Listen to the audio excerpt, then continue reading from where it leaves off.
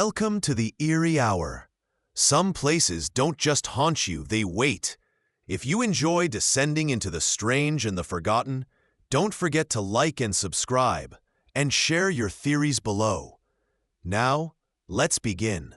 But remember, once the story starts, something always follows. Section 1. You find yourself here, in this house, and the why is a question that feels less important than the what now. It was willed to you, or perhaps just discovered, a structure that seems less built and more grown from the earth, settling into its bones like a forgotten ancestor. Dust motes dance in the weak sunlight that struggles through grimy panes, lazy and thick in the air you breathe. It tastes of age, of decaying wood and damp plaster, but beneath that, clinging subtly, is a metallic tang, faintly organic, seeming to emanate from the house's unseen arteries. Your presence is not a choice made, but a debt paid to a silence that feels less like absence and more like active, focused attention. It is listening, and beneath that oppressive quiet, faint at first, then growing into an unnerving presence, is the sound of water. Not flowing freely, but moving, churning, a persistent rhythmic gurgle deep within the ancient pipes, far too loud in the stillness. It echoes the unspoken dread that clings to your skin. You try the taps, just a trickle, to see if the sound is related to use. The water comes out brown at first, thick with rust and sediment, then clears to a lukewarm stream. But the gurgle persists, unchanged, untroubled by the actual flow. It is a sound unto itself, a conversation happening deep within the walls. Exploring the downstairs bathroom, the air grows heavier, the metallic scent stronger. You lean over the sink. It seems clean enough, surface level, but inside the basin, just above the drain, there's a strange, iridescent sheen. Like oil on water, clinging to the porcelain. You wipe it away, but the feeling of wrongness lingers. This house is a body, and its circulation sounds unwell. Across the hall, in the dimly lit living room, stands an old, ornate mirror, its glass clouded with age and neglect. It sits at an odd angle, reflecting only a sliver of the opposite wall and a deep, impenetrable shadow in the corner. It feels like a blind eye in the room, and you avoid catching your own reflection in its hazy surface. This house is more than just old, it feels occupied by its own decay, by the very process of falling apart. Section 2. The gurgle follows you. Up the creaking staircase, into the bedrooms, where forgotten furniture stands shrouded like ghosts. It seems to shift location, now louder behind the wall of the main bedroom, then faintly echoing from the floorboards beneath your feet in the hall. It is no longer merely plumbing noise. It has taken on a quality of presence, a low, constant murmur that feels less like water and more like effortful breathing. The psychological fracture deepens beyond simple unease. It is a creeping certainty that the house is not merely making sounds, but is the sound. You pause outside a closed door, a room you haven't yet entered. The gurgle seems to emanate from directly behind it, a wet, choking sound now. An overpowering atmospheric detail assaults your senses here. The metallic, organic smell is acrid, like something has died in the walls and is slowly dissolving. It prickles your nose, making your eyes water slightly. The door resists at first, swollen with damp. You push it open with a shoulder. Inside, the room is bare, except for another mirror. This one is large, freestanding, its dark wood frame warped. The glass is clear, startlingly so, compared to the dusty panes and clouded surfaces elsewhere. but the reflection it shows is subtly wrong. It shows the room, yes, but the shadows are deeper. The light source seems to come from a different direction than the window, and you catch a fleeting glimpse of something just at the edge of the frame in the reflection that isn't in the actual room. You step forward. Your reflection steps forward. You raise a hand. Your reflection raises a hand. But the timing feels off, a fraction of a second delayed, like an echo lagging behind the original sound. A chill that has nothing to do with drafts raises the hairs on your arms. You stare into the glass, into your own eyes, but the eyes in the reflection seem to hold a knowledge you don't possess, a weariness that feels ancient. It is as if the mirror reflects not just your image, but the strain this house is already putting on your soul. Perhaps some reflections are not meant to be looked at too closely. Section 3. The gurgle has stopped. The sudden silence is more terrifying than the noise was. The air is thick with absence, heavy and still. You stand in the hallway, listening, straining to hear anything. The house holds its breath. Then another sound begins, so faint you initially dismiss it as the wind. But the air outside is still. It is a wet, scraping sound, rhythmic, like something being dragged across a rough surface, deep within the walls. It starts low, in the basement perhaps, then seems to climb, slow and deliberate. The atmospheric detail now is a pervasive dampness that wasn't there before, condensing on the walls, on the mirror glass, turning the metallic smell into something slick and visceral. It feels like the house is weeping or sweating. The psychological fracture cracks wider. Dismissal is impossible. You are no longer merely uneasy. You are hunted by sounds. You find yourself drawn back to the freestanding mirror in the bare room. The glass is beaded with condensation, distorting the image within. As you watch, a shape seems to form in the steam, coalescing not from your breath, but from the moisture already on the glass.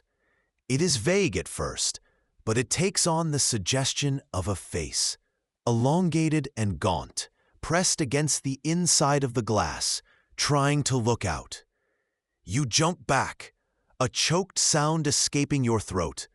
The image dissipates back into steam, leaving only your own horrified reflection staring back, warped by the water droplets. The wet scraping sound is directly behind the wall now, right beside the mirror. It stops. A soft, wet thump makes you flinch. Silence again. You press your ear to the wall. Nothing. But the mirror feels colder than the air, drawing the dampness to its surface like a magnet. There is a growing certainty that the sounds were not water moving, but something moving through the water. Something trapped behind the reflective surface of the house's skin. What if mirrors aren't just windows, but seals? Section 4. The house shifts around you, not dramatically, not like walls exploding or rooms rearranging themselves in a dizzying Escher drawing, but subtly, unnervingly. A door you thought was closed stands ajar. A corridor seems longer than you remember. The staircase creaks under a phantom weight when you know you are alone downstairs. The scraping sound is gone, replaced by a new uncanny event. A faint, repetitive tapping, originating from within the mirrors. It's not on the glass, but sounds like tiny knuckles rapping on something solid behind it.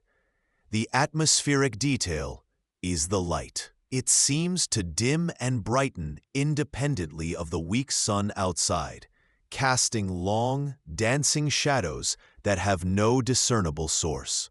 The psychological fracture is approaching delusion. You find yourself questioning not just the house's reality, but your own memories of its layout. You approach the ornate clouded mirror in the living room again. The tapping comes from inside this one, slow and steady, like a pulse. You peer into the hazy glass. Your reflection is barely visible, a smear of shape and color. In the corner, the deep shadow it reflects seems to writhe. It is not just shadow, it is a concentration of darkness that feels solid, somehow deeper than the space of the room allows. The tapping intensifies as you get closer. It feels like a code, a desperate communication. You press your hand to the glass, seeking the source of the tapping. The glass is cold, unnaturally so. Through the haze, you see your reflection's hand press back, but its fingers are too long, too thin. The eyes peering back from the smudge of your face hold not your own apprehension, but a cold, alien curiosity. It is watching you, not mirroring you. You snatch your hand back, a gasp catching in your throat. The tapping stops. The shadow in the mirror seems to settle, but it feels like it is watching from the corner of your eye. This house doesn't just hold secrets, it hides things in plain sight, just behind the surface. Section 5. The house feels alive now, but not in a comforting way. It is a predator, sensing your growing fragility. The tapping has ceased, but the uncanny event is more profound. The mirrors are humming. A low, resonant vibration seems to emanate from the reflective surfaces, a sound felt more than heard, making your teeth ache and the small hairs on your body stand on end. It is the sound of immense, contained energy. The atmospheric detail is the air itself. It crackles faintly, carrying a static charge that makes dust motes dance erratically and sends shivers down your spine. The psychological fracture is complete. Reality is mutable, subjective. You are trapped in a waking nightmare, navigating a space that defies logic. You stand before the large, freestanding mirror in the bare room. The humming is loudest here. The glass no longer reflects the room accurately. It shows a distorted image, like looking through wavy water. But the distortions are intentional, malicious. Your reflection is there, but it is wrong. It smiles when you are afraid, its eyes too wide, its movements jerky and unnatural. The humming intensifies, vibrating through the floorboards. The reflection raises a hand, not mirroring yours this time, but reaching towards the glass, its fingers pressing against the surface from the other side. The glass seems to ripple where it touches. Then the reflection's mouth opens, not to speak, but to reveal a cavernous, impossibly deep void behind its teeth. A sound like tearing fabric comes from the mirror. You stumble back, a scream building in your chest. The void in the reflection's mouth seems to expand, drawing the light from the room. It is beckoning. It is hungry. You are no longer sure which side of the glass is the trap. Section 6. The humming has faded. The house is quiet again. A different kind of quiet than before. A sated quiet. The air no longer crackles with static, but feels thin, cold, leaving you lightheaded. You stand alone in the stillness, the echoes of the last moments replaying like phantom pains behind your eyes. The mirrors remain where they were, silent, reflecting only the dusty rooms and the weak, tired light. But you cannot look at them the same way. They are not just glass. They are barriers, holding back something you cannot comprehend, or perhaps holding in something that is now a part of you. The iridescent sheen is gone from the sink. The metallic, organic smell has dissipated, replaced by the stale scent of undisturbed dust. But the faint taste of it lingers on your tongue. The fear hasn't left, but it has changed. It is not a sharp, immediate terror, but a dull, pervasive ache, a chilling residue coating your senses. You feel watched constantly, the sense of being an object of cold curiosity having transferred from the reflections to the empty spaces of the house itself. Every shadow holds potential. Every creak is a possibility. The questions hang in the air like the dust motes. What was moving behind the glass? What did the humming signify? What did the void want? You stand before the large mirror in the bare room again. It shows your reflection, clear and still. But your eyes are wider than you remember, and there is a subtle, unreadable expression on your face that is entirely alien. The recurring motif of the mirrors feels less like a symbol now and more like a constant, silent witness, reminding you that you were seen, you were touched, and something was almost let through. The house is quiet, yes, but it feels like it is waiting for something to begin again. And you know, with a certainty that chills you to the bone, that the silence is only temporary. And if you hear it again tonight, don't answer. Not yet. The gurgling is still there, a low, throbbing pulse beneath the floorboards, behind the tiles. But it's changing. A new texture enters the soundscape, a faint, persistent scrape, thin and sharp, tracking along the lines of the pipes buried deep within the walls.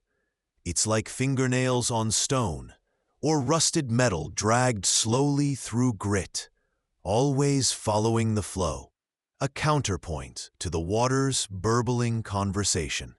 You find yourself pressing an ear against the cool plaster, trying to pinpoint it, but it shifts, elusive, always just around the corner or down the hall.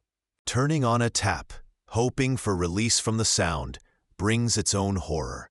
Sometimes the faucet coughs, sputtering out a brief, foul-smelling cloud of rust-colored water before clearing. Other times, something worse emerges. Thick, dark slugs of residue, viscous and unidentifiable, slithering into the basin before dissolving sluggishly, leaving behind a metallic, decay-sweet stench that clings to the air. The house has grown noticeably colder, the air heavy and still, particularly close to sinks and tubs. It feels damp, even when surfaces are dry, a pervasive chill that seems to radiate from the plumbing itself. The initial prickle of unease has curdled into a bitter, gnawing frustration. It's no longer just a feeling of something wrong. It's a direct provocation. The house feels less like a space you inhabit and more like an antagonist, deliberately presenting problems it refuses to allow you to solve conventionally. This escalates the creeping sense of being watched, the awareness that something unseen is observing your increasingly frantic attempts to understand. It's in the periphery, just out of sight, tied to the sounds and smells of the water system. Your thoughts narrow, circling the pipes, the walls, the dark spaces beneath the house. The need to fix this, to find the source of the scraping, the slugs, the shifting temperatures, becomes an overriding compulsion. Practicality dissolves into a frantic amateur exploration. You are down in the crawlspace, flashlight beams shaking, shoulder deep in dusty access panels, breath misting in the unnaturally cold air. Rust, once just a natural sign of age, has become the house's signature, spreading with unsettling speed around every faucet and drain. It's no longer random pitting.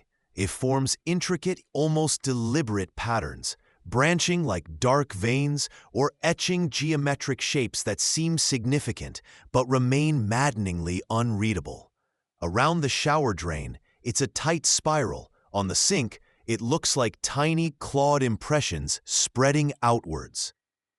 The material itself feels different, coarser, almost alive. You trace a finger over a rust pattern near the kitchen sink, and it seems to deepen, the coppery dust clinging to your skin like fine grit, warm despite the room's chill. This isn't just decay, it's inscription. Later, seeking the brief respite of a hot shower, you stand under the rushing water. The sound fills your ears, a temporary drownout for the gurgling and scraping. But then, within the white noise, you hear something else. A modulation, a shaping of the sound, fleeting and uncertain. It's too low, too indistinct to be sure, but for a breathless second, it sounds precisely like a whisper, carried on the spray, right at the edge of hearing. Saying something you can't quite grasp before it dissolves back into the roar of the water. You turn off the tap abruptly, straining to hear over the sudden hollow silence, your heart pounding. The house doesn't answer, but the feeling of being watched has solidified into an almost physical weight against your back. What did it say? Or was it just the water? The thought loops, pulling you tighter into the house's strange current. Welcome to the eerie hour. Some places don't just haunt you, they wait. They settle into the bones of the earth, gather the echoes of forgotten fears, and draw you in with a silence that feels heavier than sound.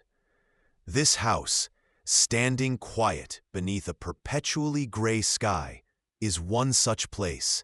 Its stone foundation feels ancient, rooted not just in soil, but in a stillness that resists the passage of time. The air around it smells of damp earth and something else, something like old metal and disuse. You walk toward the front gate, a wrought iron maw rusted into a permanent silent groan, and a shiver prickles down your spine, unrelated to the temperature. The windows stare back, dark and flat, like eyes holding a deep, patient secret. It feels less like entering a building and more like being absorbed by it. This is where the story begins, in the quiet tension of a place that watches. If you enjoy descending into the strange and the forgotten, don't forget to like and subscribe and share your theories below. Now, let's begin. But remember, once the story starts, something always follows. Section 1. The key turns in the lock with a reluctant grind, a sound that feels too loud in the oppressive silence. Inside, the air is thick, carrying the scent of stagnant water and decay. Dust motes dance in the weak shafts of light that pierce the grimy windows. You step across the threshold, and the door sighs shut behind you, not slamming, but easing closed as if pulled by an unseen hand. A chill, sharp and immediate, wraps around you, settling deep in the bones. It's colder than the outside air, a focused cold that seems to radiate from within the walls themselves. This is the house's first greeting. The floorboards creak underfoot, but it's not just the sound of your weight. There are other subtle shifts, faint groans and taps that seem independent of your movement. You stand still, listening, and the house seems to hold its breath with you. In the corner of your eye, a shadow deepens too quickly. When you look directly, it's just the play of light and dust, but the feeling persists, the sense of something observant waiting in the periphery. It's the first flicker of unease, a subtle disruption in the expected quiet of an empty dwelling. You tell yourself it's the age of the place, the settling timbers, the wind finding its way through unseen cracks. Yet, the chill deepens, and the silence feels less like an absence of noise and more like a deliberate muffling, as if the house is listening with you, or perhaps listening to you. You glance at a dark, polished surface, the wood of an old banister, and for a split second, the reflection seems to warp, elongate, before settling back into a faithful, dull image. It's a trick of the light, surely, but the pulse quickens just the same. The house settles again, its quiet presence a heavy weight in the air. Section 2. The initial quiet tension gives way to something more persistent, a low thrumming beneath the surface of the house. The faint groans and taps heard before begin to coalesce, localizing to the network of pipes running behind the walls. At first, it is merely the gurgle of residual water draining somewhere deep within the foundation, or the metallic scrape of old plumbing expanding or contracting. But these sounds develop a rhythm, a distinct pattern emerging from the ambient noise. A soft, insistent tapping starts in the wall behind the kitchen sink, a methodical tap, tap, tap. That seems to be coming from inside the pipe itself, not outside. You try to rationalize it. Water hammer, trapped air. But the regularity is unnerving. This is the first true anomaly. The plumbing system behaving in a way that defies simple explanation. You touch the cold porcelain of the sink, and the tapping vibrates faintly against your fingertips. The atmospheric detail becomes the pervasive, metallic tang in the air, growing stronger near the pipes, a smell like rust and something else, something almost organic and damp. You find yourself standing by the sink for long stretches, head tilted, listening, waiting for the next tap. This intense focus on the sounds becomes the first sign of psychological fracture. The need to understand, to categorize the noises, consumes your thoughts, pulling you away from other tasks. You start to see the house's reflection in the window panes at dusk, the darkened glass showing the rooms behind you. The tapping continues, and you find yourself watching the reflection, half expecting to see some explanation in the ghostly image of the room. The recurring motif solidifies. Reflections, not just in mirrors now, but on any polished or wet surface. You notice the patterns of rust staining the sink basin. They seem to deepen in color, their edges shifting when you are not looking directly. Is it just the failing light? Or is something truly changing in the house's quiet decay? The ambiguous line whispers from the walls themselves. Is it listening to the sounds or making them? Section 3. The sounds from the pipes are becoming more complex, not just gurgling and scraping, but distinct knocks, taps that answer each other from different rooms, and a low hum that vibrates through the floorboards beneath your feet. It's like a conversation carried on beneath the surface of the house, a language you cannot decipher but feel the weight of. Simultaneously, the water temperature fluctuates wildly without explanation. Turning on a tap can result in ice-cold water one moment, then scalding hot the next, with no intermediate temperature or apparent reason. This unpredictable shift, especially during mundane tasks, is deeply unsettling, a constant, physical reminder that the house's systems are not functioning normally, or perhaps are being controlled. The psychological toll manifests undeniably. Sleep becomes disturbed, fractured by vivid, terrifying nightmares. You dream of drowning in cold, dark water, of being trapped in narrow, flooded pipes, of walls closing in as the sound of rushing water fills your ears. The waking hours bring a creeping paranoia, the idea that something is actively manipulating the house's systems, playing with the temperature, orchestrating the noises, feels increasingly real, overshadowing rational thought. Driven by this unease, you begin to search, looking for explanations, for anything that might shed light on the house's strange behavior. In a forgotten utility closet, tucked behind a defunct water heater, your fingers brush against something brittle. You pull it out, a crumbling, water-stained journal. Its pages are fragile, the ink faded in places, but the entries, spanning decades, chronicle a previous occupant's descent into madness, plagued by the sounds in the pipes and things seen in the reflections of wet surfaces. The journal entry describing reflections deepens the lore you've already begun to experience. The rust motif is now undeniable. The patterns on pipes, on sinks, on door hinges seem to writhe or shift when you aren't looking directly, creating fleeting, disturbing shapes that vanish the moment you focus. One journal entry stands out, the faded ink stark against the stained page. It speaks of the water remembering and needing a door. What does water remember? And what kind of door could it need?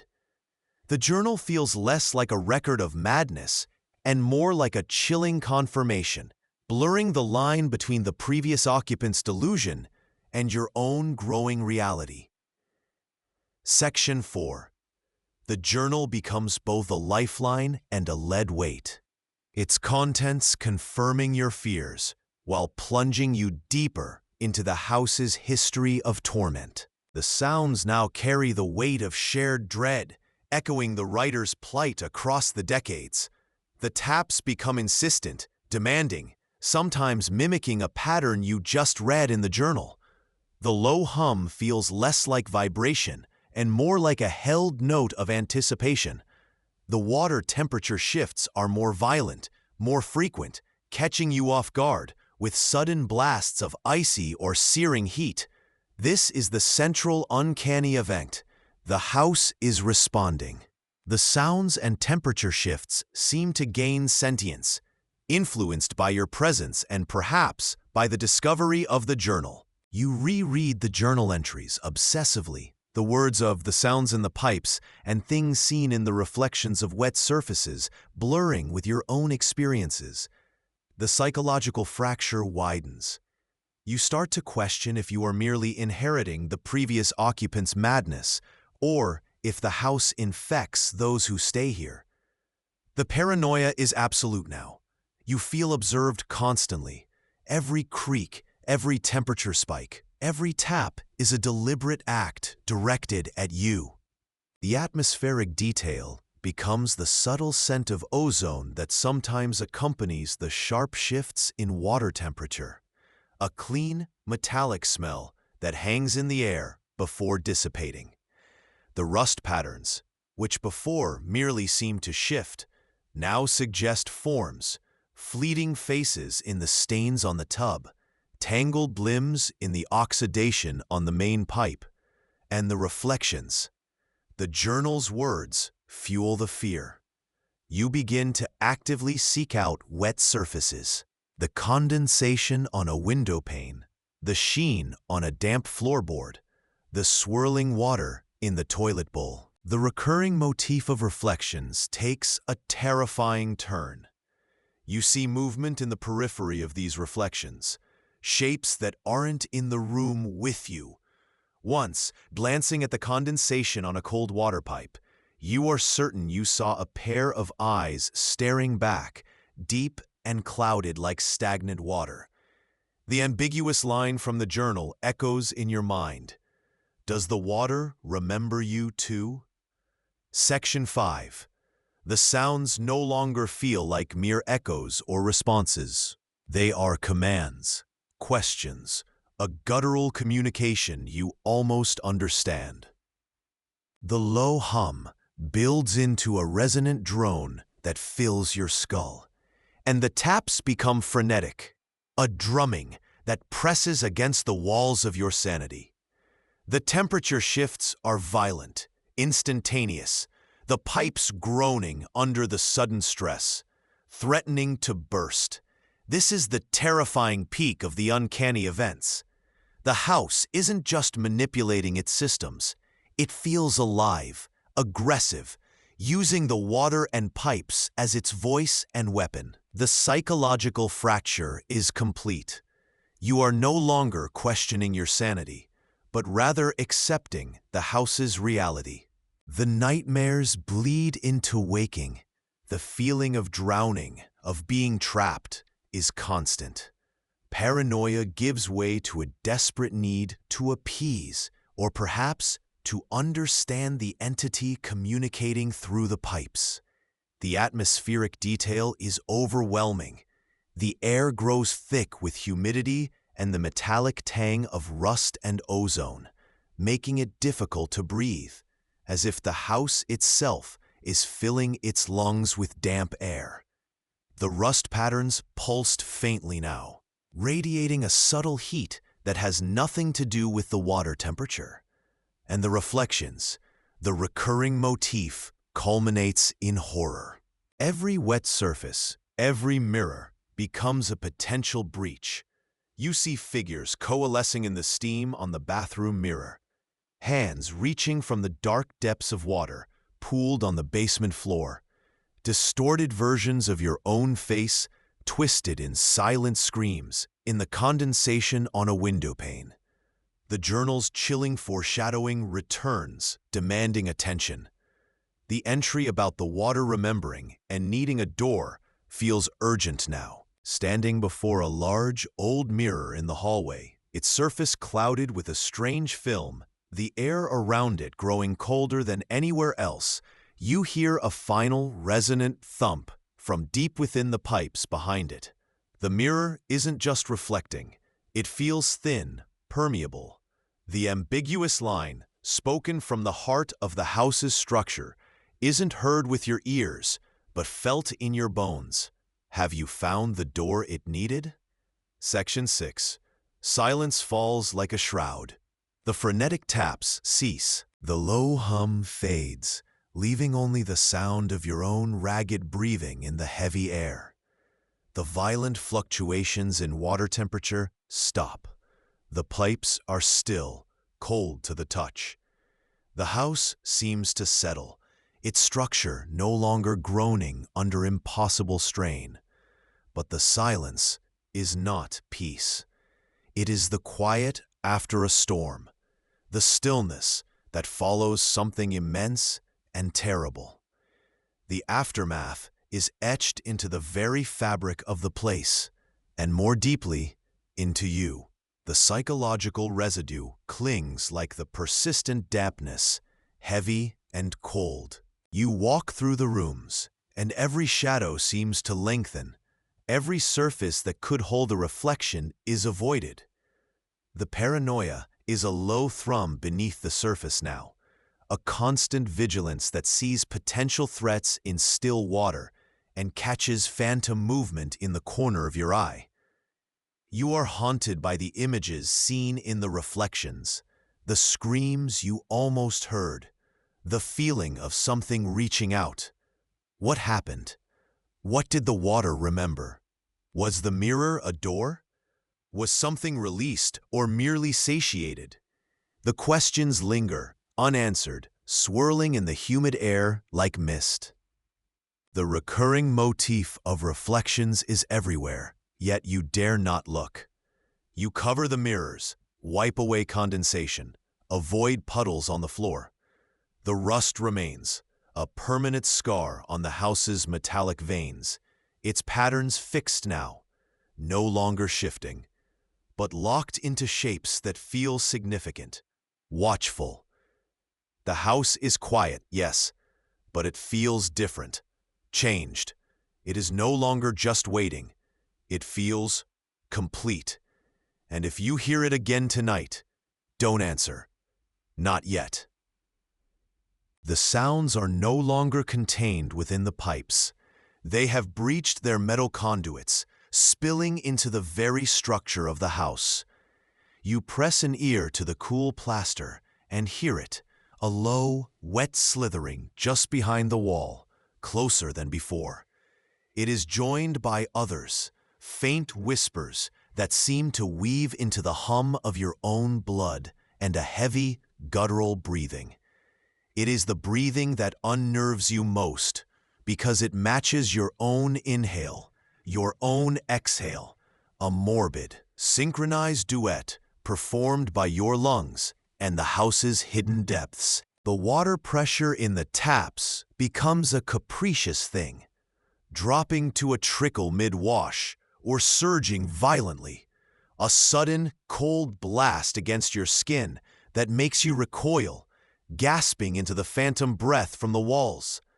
Look at the mirrors. They are not reflecting you truly anymore. A greasy mist coats the glass, thick and unnatural, blurring the edges of the room. Your own reflection is hazy, indistinct, but in the puddles gathered on the warped floorboards, or the slick sheen on the kitchen counter, the distortion is different. Clearer somehow, but wrong. Shapes flicker at the edges of your vision, a hunched form, a trailing limb, vanishing the instant you try to focus. It is like peering into shallow water where stones shift just as you identify them. This is where the confusion takes root, deep and insidious. What was a dream? What is now? The boundaries blur, the sharp edges of reality softening until you feel adrift in a constant, waking haze. You try to grasp a thought, a memory, but it feels like reaching for smoke. There is a disturbing distance between you and your own mind. This detachment is a cold comfort, perhaps, a way to observe the horror without fully experiencing it, or perhaps just another layer of the delusion that is beginning to feel permanent. The stagnant water, long a symbol of decay, now holds a more direct threat. In the standing pools in the basement corners, or the murky water in an forgotten sink, dark shapes seem to coalesce. They are not quite shadows, not quite reflections, but something viscous and deliberate, moving with a slow, unsettling purpose just beneath the surface tension. You stare at the dark shape in the old wash basin, waiting for it to fully form, or perhaps dissolve back into the grime. It simply waits with you, a patient void in the murky depths. Driven by a strange compulsion, you examine a section of exposed, corroded pipe near the floor. Your fingers trace the rough, rusted surface, and there, etched into the metal as if by something hard and sharp, are faint lines. They curve slightly, ending in points, like claws. What could carve into iron? The sounds from the walls seem to deepen, the breath growing heavier as you kneel there, wondering what sort of creature makes its mark so far underground, and why you feel like you already know the answer. Sometimes, the reflection in the greasy mirror seems to sigh when you do. Welcome to the Eerie Hour. Some places don't just haunt you, they wait. If you enjoy descending into the strange and the forgotten, don't forget to like and subscribe, and share your theories below. Now, let's begin. But remember, once the story starts, something always follows.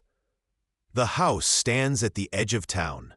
Old wood settling, brick breathing in the damp air. It's been empty for a while, they say. Or perhaps it's just been waiting. You feel it the moment you step onto the porch. The air is thinner here, holding its breath. Inside, dust motes dance in the weak light filtering through grimy windows, performing a silent, ancient waltz. The silence itself feels heavy, not empty, but full of something, listening just beyond the threshold of hearing. A floorboard creaks upstairs when you know you are alone on the first floor. Not a settling sound, but a definite, deliberate shift of weight. You pause, straining to hear over the sudden rush of blood in your ears. Nothing but the house groaning softly around you. It is just an old house, of course. Old houses make noises. But this feels different, personal. As you walk through the cavernous rooms, the air grows cooler near the walls, a chill that has nothing to do with drafts. In the kitchen, a single key sits on the counter, glinting dully under the dust. You don't remember leaving it there. Did you even bring a key inside? You check your pockets. Empty. This small, unbidden object settles a leaden weight in your stomach. The silence returns, but it is no longer empty. It is watching. You try the key in the back door, the front door, the cabinets. It fits none of them. Where did it come from? A prickle of unease crawls up your spine. It feels less like a forgotten object and more like a deliberate placement, like a test or an invitation. The air grows colder still. You hear the soft click of the key against the wood as you put it back down, a sound that echoes far louder than it should in the vast quiet. What kind of door is this key meant for? You don't know, and the not knowing feels like a threat. The sounds do not stop. They evolve. The creaks give way to something more deliberate, originating deep within the walls, near where the pipes must run. It is a low, rhythmic knocking at first, almost imperceptible, like tiny fists rapping from inside the insulation. Then, it changes. It sounds like water moving, not flowing smoothly, but pulsing, shifting, like something large is being forced through narrow channels. You trace the sounds, pressing your ear to the cool plaster. The knocking stops when you are near, only to resume the moment you step away. It follows you from room to room, a relentless, unseen companion. The strange key from before is gone from the counter. You search, overturning dusty bowls, opening empty drawers, but it is nowhere to be found. This small, impossible disappearance chips away at your certainty. Was it ever there? Did you imagine it? The thought takes root, cold and sharp. You find yourself standing before the bathroom sink, staring at the drain. A faint, unsettling smell rises from it.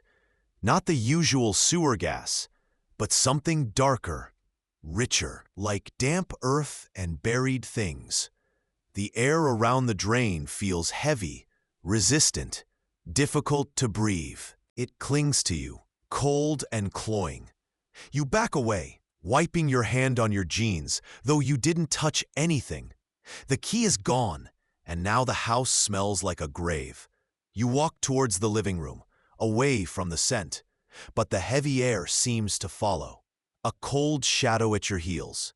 The knocking starts again, louder this time, just behind the wall next to the fireplace.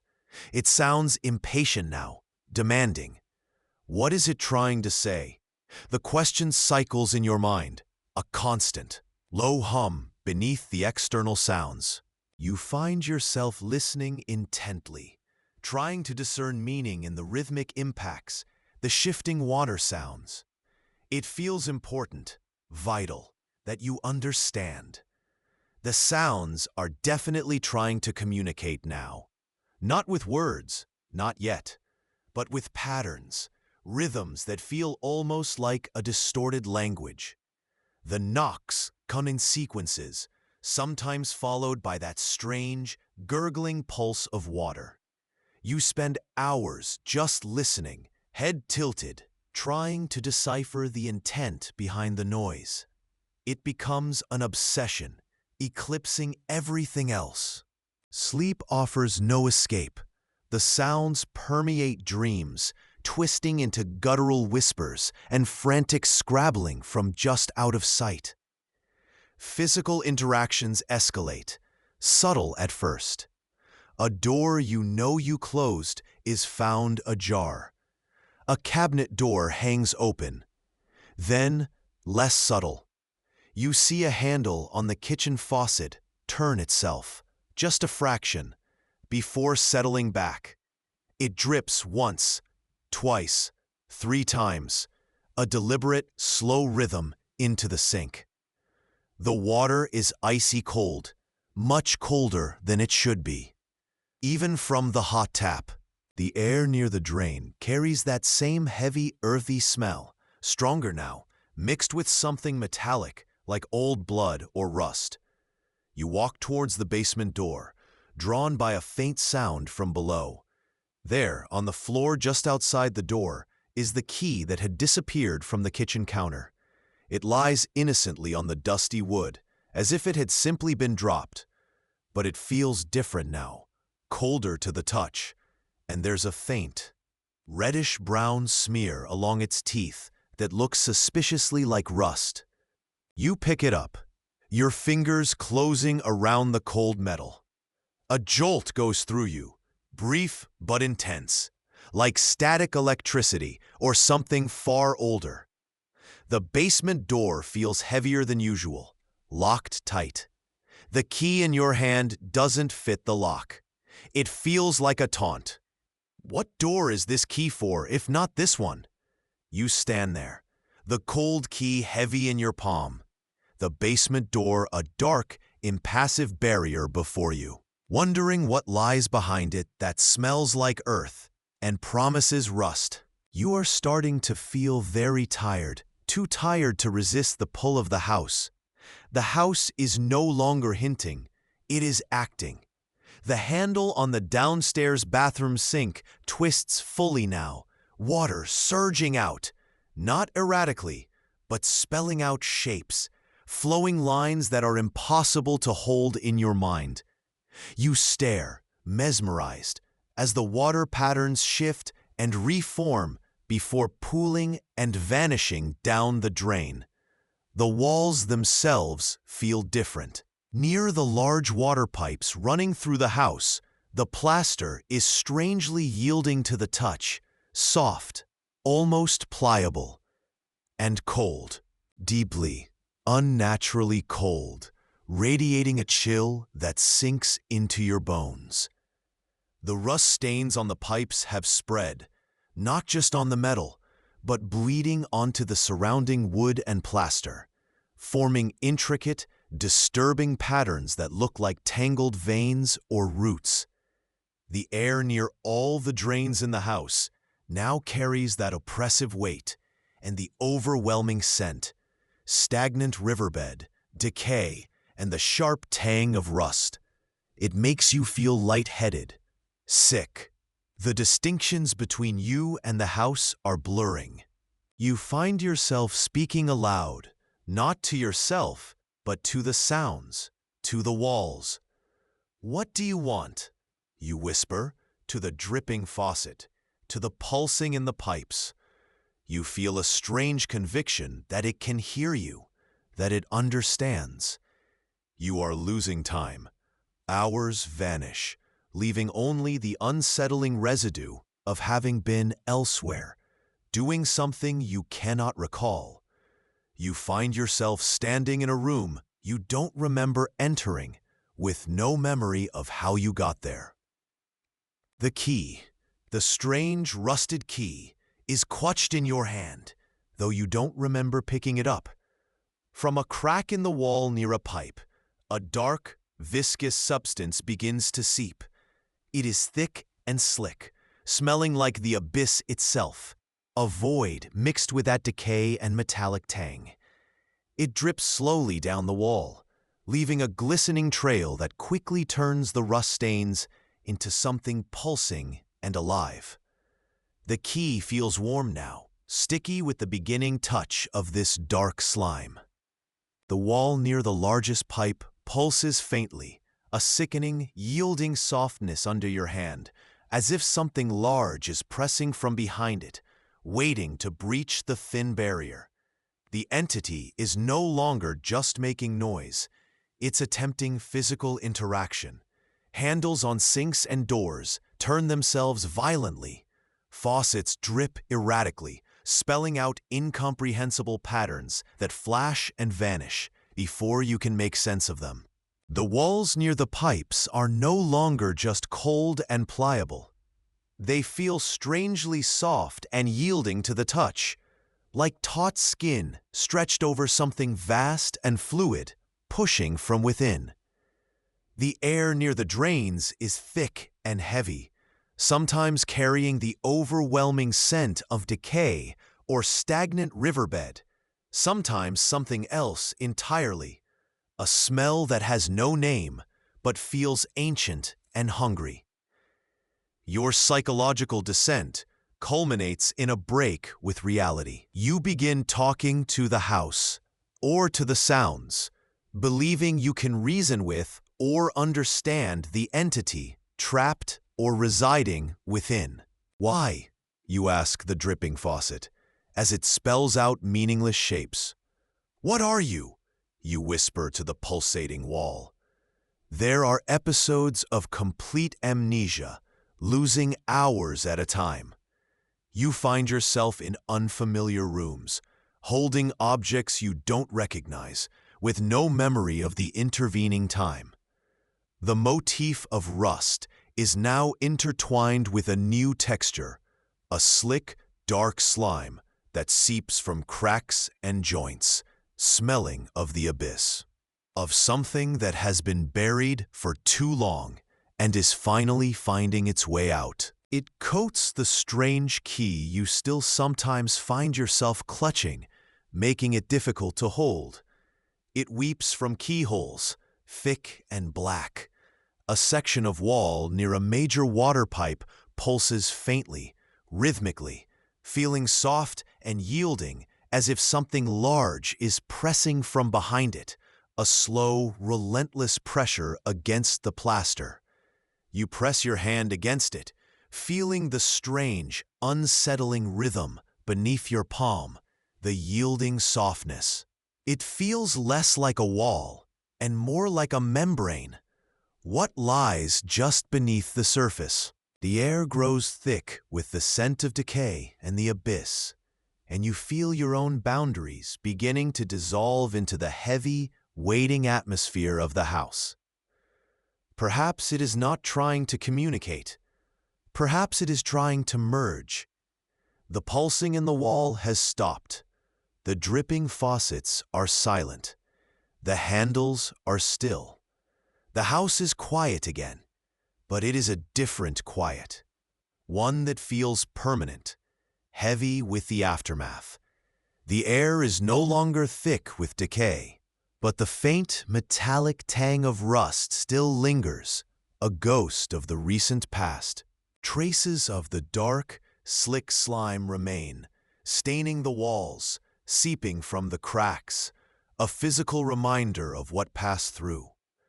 You walk through the rooms, the silence amplifying the sound of your own breathing. You feel changed, lighter and heavier all at once. The hours lost are still gone, vanished into the strange amnesia, leaving only blank spaces in your memory. What did you do? Where did you go inside those lost moments? You don't know, and the not knowing is a hollow ache in your chest. The house feels different now, less hostile, more present, like a constant, low hum beneath your awareness. The fear has receded, replaced by a profound weariness and an unsettling calm. You find the strange key again, lying on the floor in the hallway. It is no longer coated in slime, but clean, almost polished, though still bearing the faintest trace of rust. It feels inert, just a piece of metal.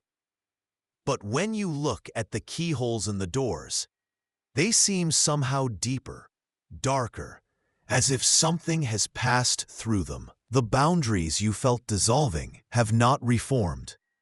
You're still talking to the house, sometimes under your breath, sometimes in your thoughts. A quiet, ongoing conversation. It doesn't talk back with sounds anymore, but you feel a sense of understanding, of connection that wasn't there before. It feels less like being haunted and more like sharing a space, fundamentally and irrevocably. What remains of you, and what belongs to the house? You stand in the quiet hallway, the key in your hand, and listen. The house is silent, but it is listening too. And if you hear it again tonight, don't answer, not yet. The water recedes, not with a roar, but a sigh. A long, drawing breath that pulls the final choked gurgles back into the earth. The wall is solid again. Or perhaps it was never anything else. The house is silent now. A silence so profound, it doesn't feel empty, but full. Packed tight with the echoes of everything that screamed beneath the floorboards. You walk through the rooms, waterlogged carpets squelching underfoot, and the stillness is a physical weight pressing down on your chest, heavier than any flood. It's not just quiet, it's listening. The metallic tang is gone, replaced by the faint, clean scent of ozone after lightning, mixed with something else, something primal and cold that you recognize now as pure, unfettered fear. You look in the water-streaked mirror above the vanity, and your reflection is a stranger's face, eyes wide and vacant, skin pale and drawn. You look away quickly. Reflections aren't safe anymore. They hold shapes in their depths that your mind refuses to process. Things that writhe just beyond the silvered glass. You turn off the faucets before the water can even run. The thought of that rushing sound, that potential connection, sending a tremor through your hand. Your memories are like shards of broken porcelain, sharp and fragmented, with vast, smooth, blank spaces between them. You remember the cold, the pressure, the knowing, but the details slip like minnows through a net. Was it a being? A force? A consciousness in the pipes? It doesn't matter. You know, with a terrible certainty that chills you to the bone, that it hasn't left. It's just changed its state. Perhaps it found a door, a way through the decaying conduits into something larger. Or perhaps, terrifyingly, you are the door now, the porous boundary it flows through, leaving its residue deep within your bones. The cycle isn't broken. You are merely another phase, another drop in its slow, dark, inexorable descent. The overt sounds are gone, the gurgle silenced, yes, but the quiet that remains is saturated with its essence. Everything it was, everything it touched, everything it waits to become again. The house is still here, a silent monument to its presence. But the true monument is within you, a reservoir of stagnant dread. And if you hear it again tonight, don't answer. Not yet.